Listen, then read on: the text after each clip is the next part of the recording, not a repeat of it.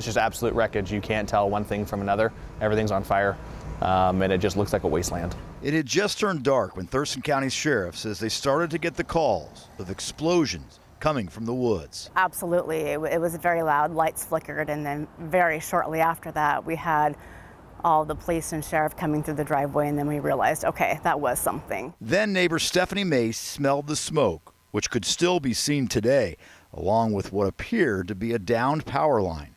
The Army is calling it a mishap involving a Black Hawk helicopter and 4 service members assigned to the 160th Special Operations Aviation Regiment.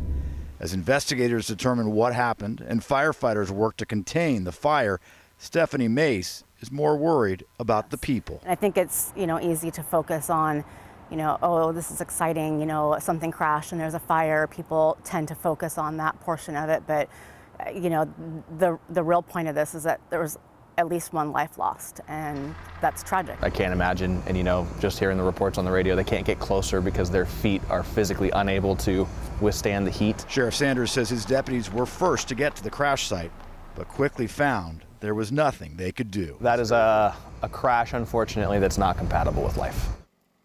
Oh, we're coming back. Yeah.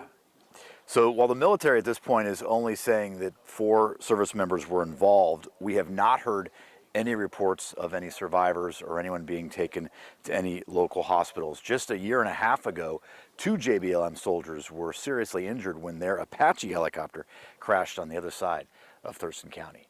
Greg, back to you. We can obviously see a little bit of that smoke in the distance behind you. Given how dry it is there great concern for that? Yeah, I think the word might be mild concern. We were looking at it during our story. It is flaring up a little bit here.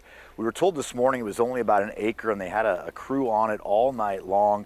This was not something that required any flights or helicopters to come out to, but they do still have crews.